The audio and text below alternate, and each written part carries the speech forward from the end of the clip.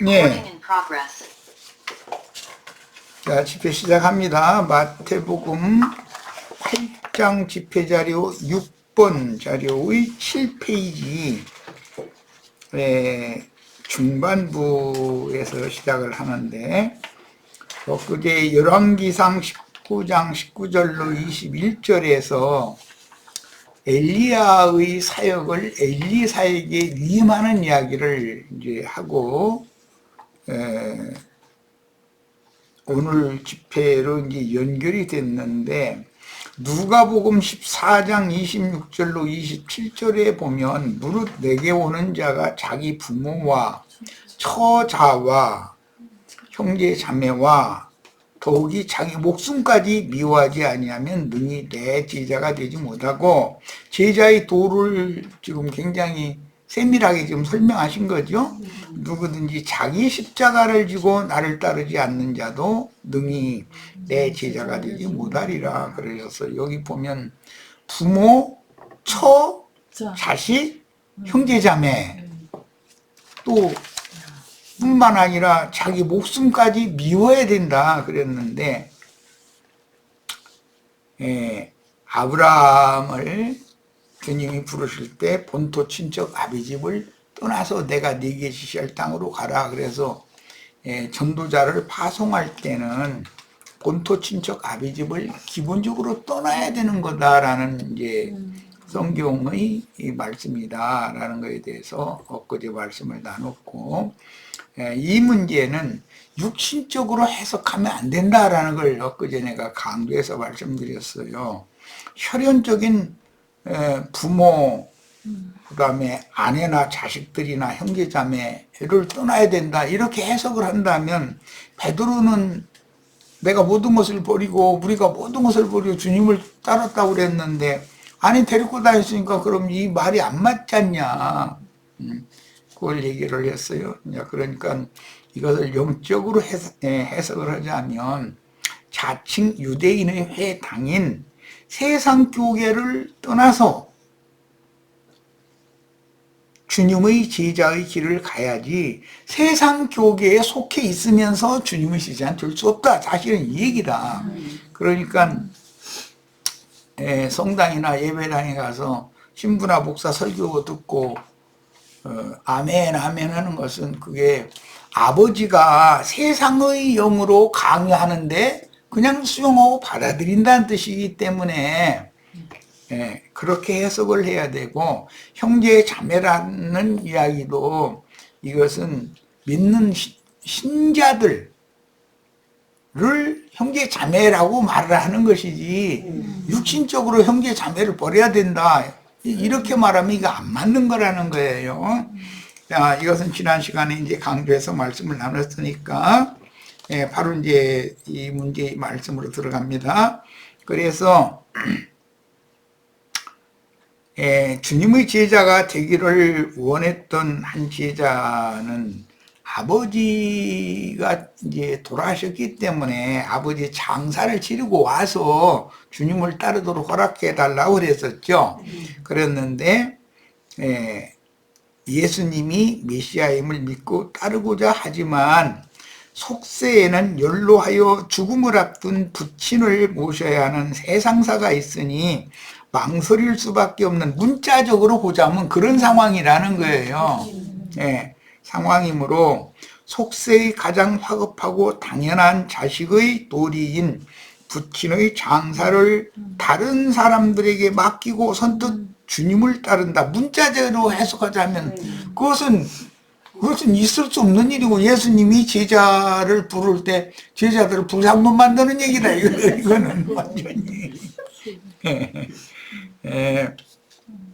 출애굽기 20장 12절에 보면 6번째 계명이 내 부모를 공경하라. 그리하면 내 하나님 여호와께서 네게 준 땅에서 네 생명이 길리라. 이게 6번째 계명인데, 신약의 에베소서 6장 2절에서는 내 부모를 공경하라. 이것은 약속이 있는 첫 계명이다 그랬죠. 그래서 두 돌판인데, 한 돌판에는 하나님께 대한 내 하나님 외에 다른 신을 내 곁에 있게 하지 말아라로부터 하나님과의 관계를 말씀을 해놓고, 두 번째 돌판에서는 부모, 형제, 자매 관계를 말씀을 했는데, 이게 다 성경은 영적인 말을 하는 거다. 네? 실제적으로 부모, 형제를 공경하는, 부모님을 공경하는 이야기라는 것은 약속이 있는 첫 계명이다. 이제 신약의 성경 풀이를 이렇게 했는데, 이것은 내게 준 땅에서 내 생명이 길리라 하는 약속이 있지 않냐 이거예요. 자, 그러면 신약이 와서 내 부모를 공경하라 이 말을 육신적인 아버지 어머니를 공경하라 라고만 해석하면 안 맞는다는 거예요. 그리스도와 교회를 모든 신자들은 공경해야 된다. 그래야 새하늘과 새 땅의 유업을 상속받고 거기서 영생할 수 있다라는 약속이 있는 첫 계명이 성취된다 이런 말이에요. 이게 성경을 해석할 때는 문자대로만 보면 안 되고, 그렇다 해서 영적에서 영적으로 치우쳐서 이걸 해석해도 안 되는 거고, 양면을 균형을 잡아서 잘 해석을 해야 된다라는 걸 내가 지금 강조하는 거예요. 자, 셈족의 문화는 전통적으로 부모를 공경해야 하는 효도의 의무가 율법에 출애굽기 20장 12절에 약속 있는 첫 계명이라고 하는데, 부모를 공경해야 된다는 율법 계명에 이게 딱 정해 있기 때문에 율법을 범할 수 없는 거죠. 그런데 아버지가 초상 났는데 아버지 장사도 안 지내고 나 예수님 제자 된다고 이렇게 하면 그게 말이 맞냐 이 말이에요. 균형을 잡아야지 어떤 성경을 해석할 때는. 자, 셈족은 자식 그 부모님이 그 조상에게로 돌아갈 때 반드시 부모님의 임종 때는 함께 모여 마지막 남기시는 말씀을 그 유언이라고 그러죠. 그것을 유심히 듣고 부모님의 마지막 유지를 받들어야 하는 것이 셈족의 그 생활 관습이라고요. 이제 우리도 셈족이기 때문에 지금은 인간 문화가, 이 헬라 문화가 너무 발전해서 개인주의가 발전하다 보니까 부모님이 돌아가시게 생겼다고 급한 연락을 받아도 너무 먼 데서 살고 그러다 보면 자식들이 출발해서 오는 사이에 돌아가셨을 수도 있는 거죠. 예, 자식들이 여럿이라 그 자리에서 부모님의 그 유언 말씀을 들었으면 나중에 온 자식에게 그걸 전해주면 되지만, 이제 특히 그건 재산 분배에 관한, 기업에 관한 문제니까. 그런데 자식이 둘인데 하나는 참여했고 하나는 참여를 못했어. 그러면 야, 아버지가 돌아가시면서 지 좋은 쪽으로 말씀을 하셨다. 그렇게 하면 정인도 없는데 어떻게 해? 꼼짝 묻어야 되는, 꼼짝 묻어는 거죠. 네. 이런 경우를 생각을 해봐도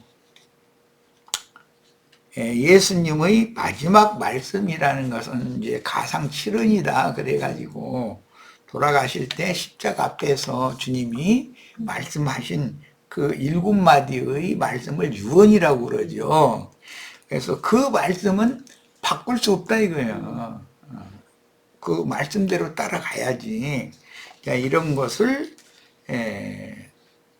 셈족의 생활 관습과 예수님의 가상 7언을 제자들은 목숨 바쳐서 주님이 마지막 남긴 말씀을 지켜야 되는 문제, 즉 제자들이 진실한 제자인지 제자의 도를 끝까지 따르는 자라면 주님이 가상 7언이라고 하는 십자가에서 마지막으로 남긴 말씀을 반드시 그걸 지켜야 되는 것이거든. 이런 영적 의미를 잘 이해를 하셔야 됩니다. 그리고 이제 셈족은 문자대로도 반드시 그 부모의 초상이 나면 장례 의례를 정중하게 치러서 그 열조에게로 돌아가셔서 즉 더 좋은 영혼의 본향으로, 즉 하나님 품으로 돌아가서 고단했던 이 생의 삶에서 경험했던 모든 애환들은 다 잊어버리고 평안히 쉬실 수 있도록 그 영혼이 이렇게 해드리는 것이 부모님을 공경한다는 그 마지막으로 부모님께 효도를 할 수 있는 것이 뭐냐면 장례인 거거든요. 그래서 아버지를 장사하고 와서 내가 주님을 따르겠다고 이것을 허용해달라고 그럴 때 죽은 자는 죽은 자들로 장사하게 하고 너는 나를 따르라 이렇게 하면 잘못해서 하면 불합문 만드는 얘기다 이게 완전히. 성경은 균형을 잡아서 잘 해석을 잘해줘야 된다 이런 거죠. 자, 22절로 갑니다. 예수께서 이르시되 죽은 자들이 그들의 죽은 자들을 장사하게 하고 너는 나를 따르라 하시니라. 죽은 자들이라고 앞에 나오는 것은 육신적으로 죽은 자들이 아니죠. 영적으로 죽은 자들이다라는 말이지. 영생하는 생명력이 없는 자연인들은 다 죽은 자들로 본다라는 뜻이고, 그 다음에 뒤에 나오는 죽은 자들을 장사하게 하고 할 때 그 뒤에 나오는 죽은 자들은 육신의 몸이 죽었다, 인생을 떠났다 그 말인 거예요. 이렇게 해석을 해야 맞는다는 거예요. 죽은 송장이 공동묘에서 뻘떡 일어나서 자기 후손 죽었다고 장사치를 오겠어요? 그 말 그렇게 만약 해석한다면 그건 나 죽은 우리 아버지가 오셔서 장례치를 줄 거야. 이게 말이 안 되는 소리죠. 첫 아담에게 네 부모를 떠나 네 아내와 합하여 한 몸을 이루라는 명령과 같이 믿음의 조상 아브라함을 부르시고 보내실 때 아브라함에게 명령하신 말씀도 본토 친척 아비집을 떠나서 하나님이 보내신 사명을 충성되게 수행하는 조음으로써 모든 것들보다 천국의 제자가 되는 것이 얼마나 중대한 문제인지를 보여줍니다.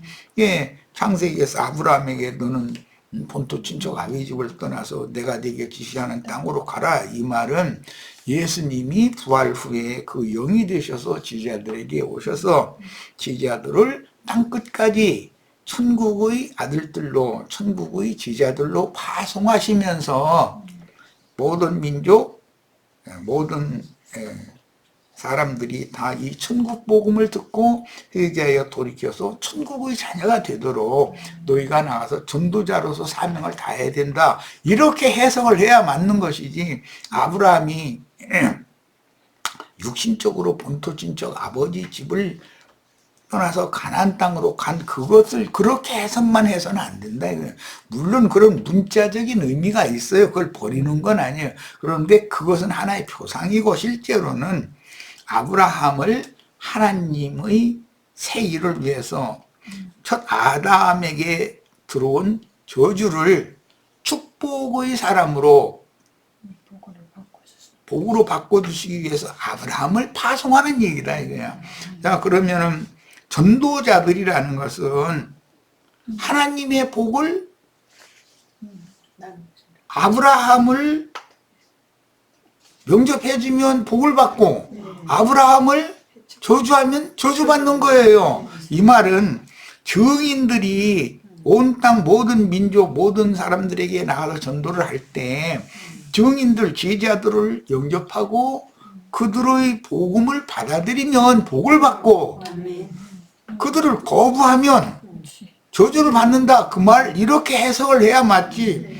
육신적으로 나도한 형제 여기 우리 집에 오세요 해서 준 잠자리에다가 고기 반찬에다 날마다 줄 테니까 우리 집으로 오세요, 그런데 육신적으로 그렇게 한다고 해서 복 받는 거는 아니지 않냐 그 말이야.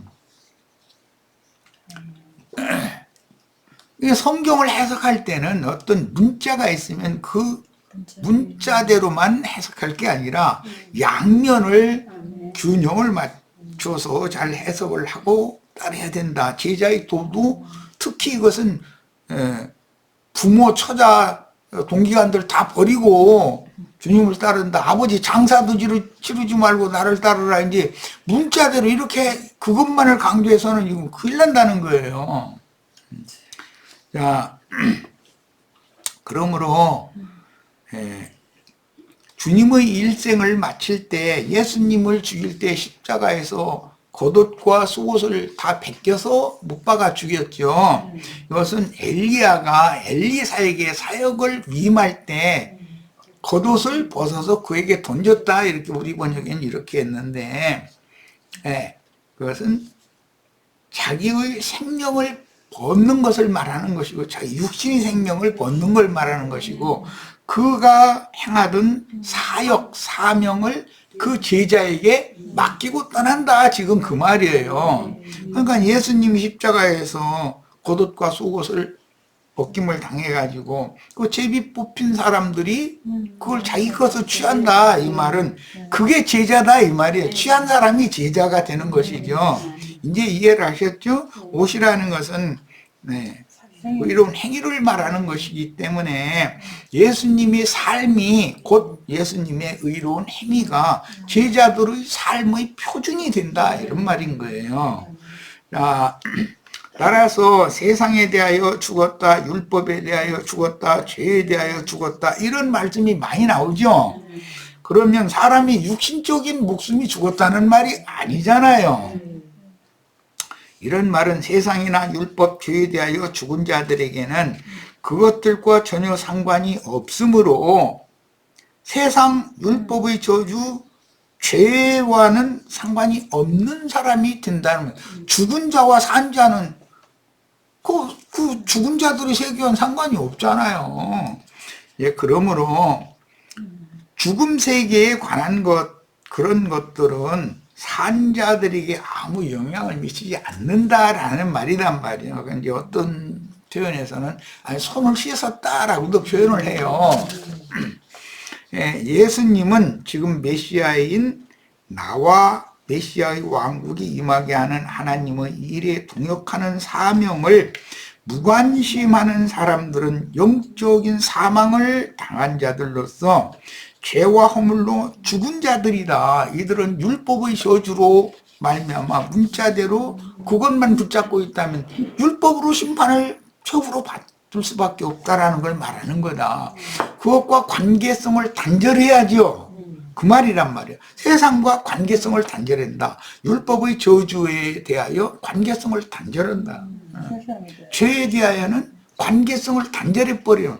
그러니까 이런 것을 성경에서는 세상에 대하여, 율법에 대하여, 죄에 대하여 죽은 자가 됐다, 이렇게 표현을 하는 거다.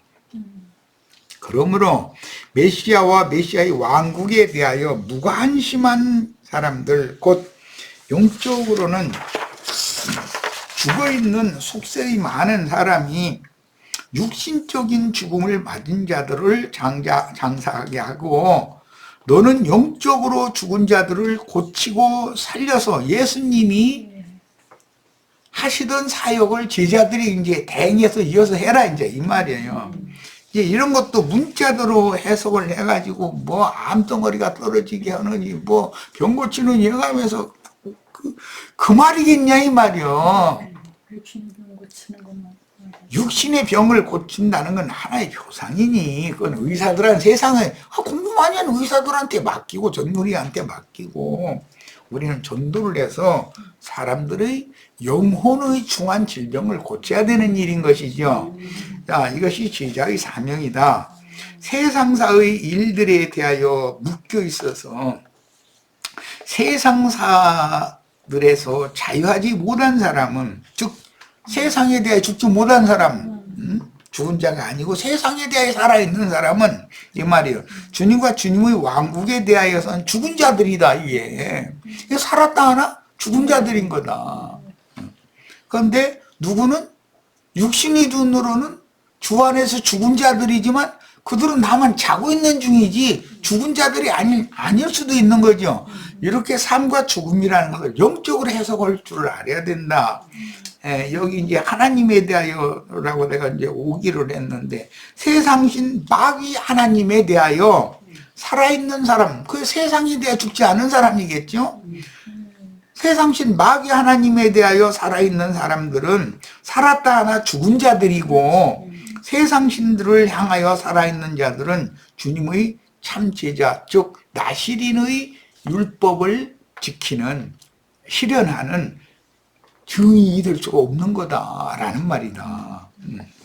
세상에 대하여 살아있고 율법의 저주에 대하여 살아있고 죄에 대하여 살아있다는 뜻은 그것이 나를 지배하고 나를 간섭할 수 있다는 뜻이기 때문에 그런 사람은 주님의 제자가 될 수 없다라는 말이란 말이에요. 지금 전국의 제자들이 쟁기를 잡고 뒤를 돌아본다면 여전히 세상이 붙잡고 죄가 붙잡고 율법의 저주가 붙잡기 때문에 뭘 붙잡아요?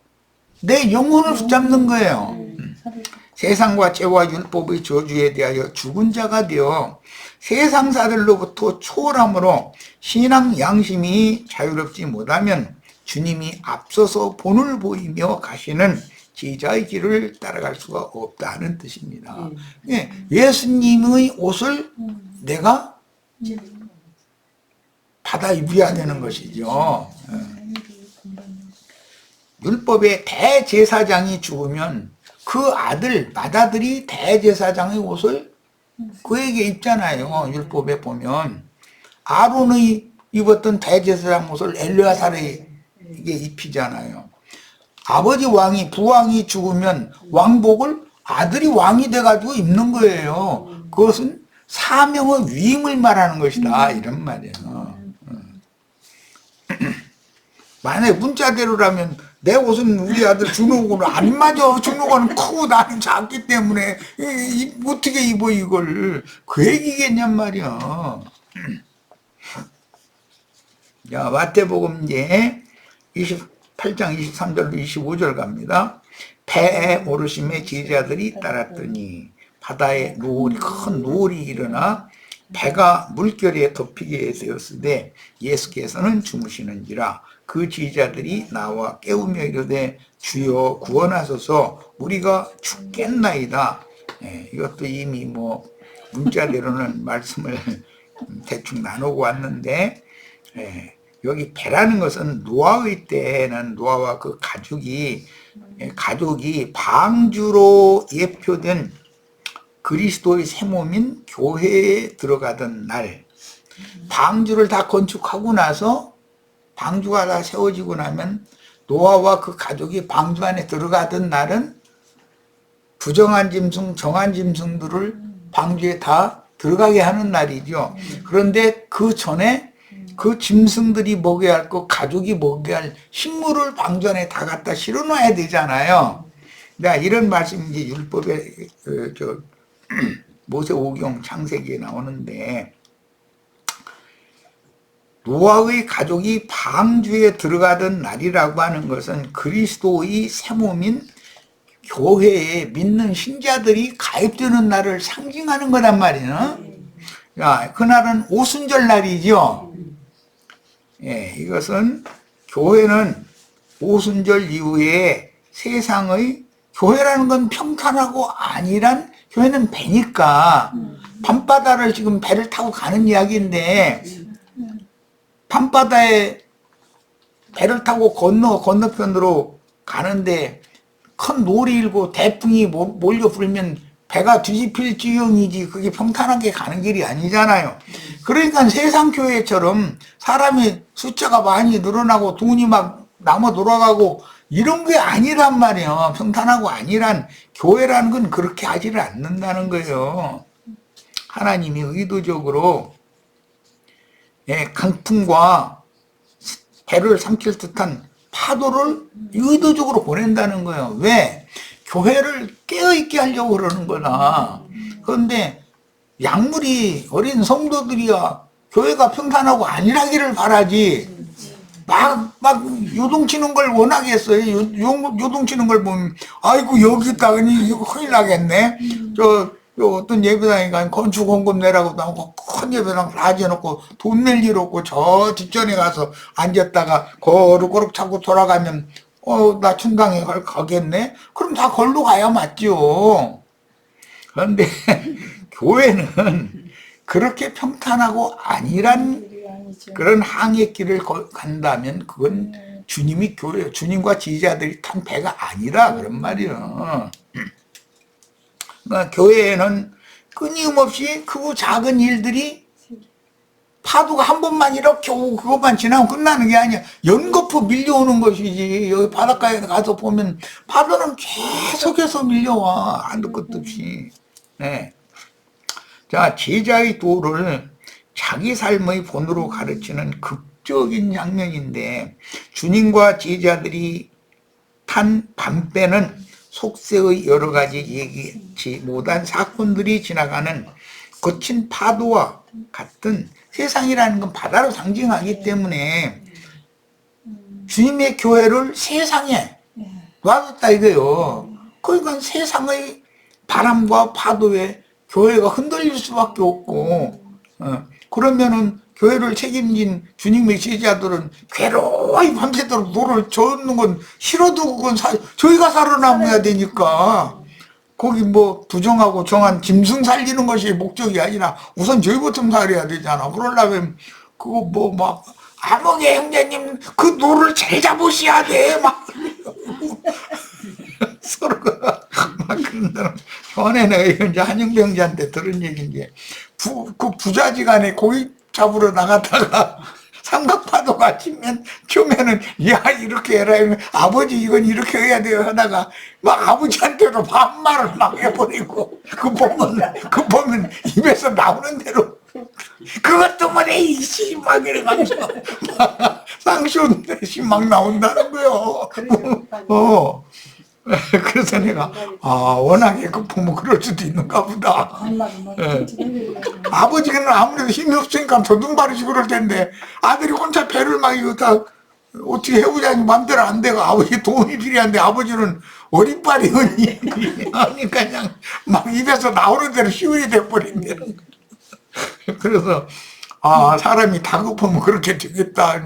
이것도 내가 배웠는데, 야, 교회 생활을 몸으로 배우다 보면 많은 사람들이 이기는 자가 되지 못한다, 이기는 자가 된다는 건 뭐냐, 이 강풍과 파도를 견뎌내고 이겨내느냐의 문제가 이기는 자라는 말이, 그냥 저희가 예배당에 잘 다니고 뭐 11조 헌물 잘 내면 이기는 자 되는 것처럼 그렇게 가르치는 거예요. 완전히 이것은 마귀 자식들이나 하는 일이에요. 그거는 교회 안에는 교회 생활이라는 것은 쉽지가 않은 거예요. 예기치 않은 인생사의 여러 가지가 온다는 거예요. 그래도 교회는 그 바람과 강풍을 먼저 맞닥뜨리고 뒤따르던 많은 배들도 이 배를 따라갔다고 그랬어요. 주님이 오셔서 바람과 파도를 명하여 잔잔하게 한 후에 뒤따라오는 배는 오니까 아무 문제 없는 거예요. 근데 주님이 제자들과 함께 가는 배에는 이런 일이 있다는 거예요. 그러니까 세상은 평안하고 아니랄지라도 교회는 절대로 평안하고 아니랄 수 없다라는 것을 우리는 꼭 이해를 하셔야 돼. 그게 우리 형제 자매님들은 다 깨어있는 이기는 자가 되게 하려고 교회에 예기치 않은 일들은 연거푸 일어나는 거니까 그건 당연한 것으로 생각을 하셔야 돼. 누구나 겪는 일이지만 자신에게는 가장 큰 위기요 감당하기 어려운 문제들이므로 버티고 견뎌내다가 힘이 다 빠져서 결국은 모든 것을 포기하고 다급하게 주님을 찾으며 정말로 절실하고 다급하게 주님께 엎드려 구원을 호소할 수밖에 없는 화급한 상황에 내몰린 자신을 인생사에서 다 발견하지 않냐 이거예요. 기독교는 뭔 일이 있으면 금식기도원에 가서 헌금 내가면서 바꿀 마음도 기도하면 문제 해결 받는다 이렇게 가르치는데, 그게 마귀 자식들이 하는 소리다 이거예요. 그런 말 거기 들으면 안 되는 거예요. 그래서 부모를 떠나라는 말은 예배당 신부나 목사가 하는 거짓말을 받아들이면 안 된다 이거예요. 영분별이 필요하지. 몸으로 그것을 견뎌내고 이겨내는 사람이 되게 하는 것이 하나님이 진실한 지지자들을 향한 하나님이 행하시는 일이다. 그러니까 주님의 지지자들이 모인 주님의 교회에는 세상 말로 바람잘 날이 없어야 맞는 것이지 항상 잔잔한 순풍에 돛달고 이렇게 가고 싶은 대로 나다니고 이런 것만 생각하면 그건 교회를 오해하고 있는 것이다 라는 걸 말씀드리고 싶어요. 이런 화급한 상황은 욥이 견딜 만큼 견디다가 워낙 다급하게 되니까 이제 견디려고 하는 것이 아니라 포기하고 주님을 원망하는 지경에 갔잖아요. 베드로가 주여 우리가 죽겠나이다 하면 원망하는 소리요, 도와달라는 소리요. 지금 자식놈이 아버지 배 지금 전복당하게 생겼으면은 막 입에서 나오는 대로 시우린다잖아. 그것 좀 잡으라니까 막 해가면서 막 승리를 내는 거예요, 자식놈이. 그러면 이제 아버지가 그 파도 다 이기고서 돌아오면 이 배 너한테 안 줘 이래버리는 거지. 그 어부는 그 배가 전 재산이잖아. 우리 밑에 사는 사람 집 한 채 있는 게 전 재산이듯이.